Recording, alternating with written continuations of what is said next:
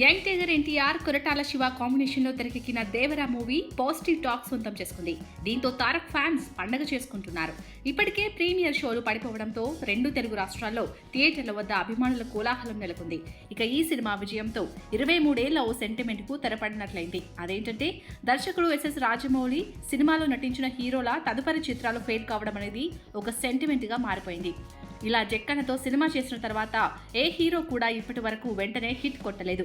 ప్రతి hero డిజాస్టర్తో box office వద్ద నిరాశపరిచారు. ఇది స్టూడెంట్ నెంబర్ 1 మూవీ నుంచి వస్తున్న ఆనవాయితీగా మారిపోయింది. దీంతో ఎన్టీఆర్ ఇంతకు ముందు సినిమా త్రిబుల్-ఆర్ రాజమౌళితో చేసి ఉండడం వల్ల అందరి దృష్టి గత కొంతకాలంగా దేవరాపై పడింది. ఆ సెంటిమెంట్ను దృష్టిలో పెట్టుకొని ఇది హిట్ అవుతుందా అన్న సందేహం అందరిలోనూ కలిగింది. కానీ ఇప్పుడు ఆ సెంటిమెంట్ని దేవరాతో తారక్ బ్రేక్ చేశారు. రాజమౌళి దర్శకత్వంలో ఎన్టీఆర్ నటించిన స్టూడెంట్ నెంబర్ 1 సెప్టెంబర్ 27, 2001న విడుదలైంది. ఇప్పుడు దేవరా కూడా సెప్టెంబర్ 27నే రిలీజ్ అయింది. ఈ సినిమా విజయం సాధించింది. దాంతో రాజమౌళి ఫ్లాప్ సెంటిమెంట్ ని బ్రేక్ చేయడానికి ఎన్టీఆర్ కు 23 ఏళ్లు పట్టింది. అది కూడా 23 ఏళ్ల కిందట ఏ హీరోతో మొదలైందో మళ్ళీ ఇప్పుడు ఇన్నాళ్లకు అదే హీరోతో అదే రోజున రాజమౌళి ఫ్లాప్ సెంటిమెంట్ కు తెరపడింది. ఇదే విషయాన్ని ప్రస్తావిస్తూ రాజమౌళి తనయుడు కార్తికేయ తాజాగా ఎక్స్ ట్విట్టర్ వేదికగా ఓ పోస్ట్ పెట్టాడు.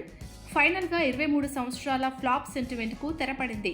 అది కూడా ఏ వ్యక్తితో ఏ రోజైతే మొదలైందో మళ్ళీ అదే రోజు అదే వ్యక్తితో బ్రేక్ అయింది. ఆయన్ను దగ్గర నుంచి చూస్తూ పెరిగాను.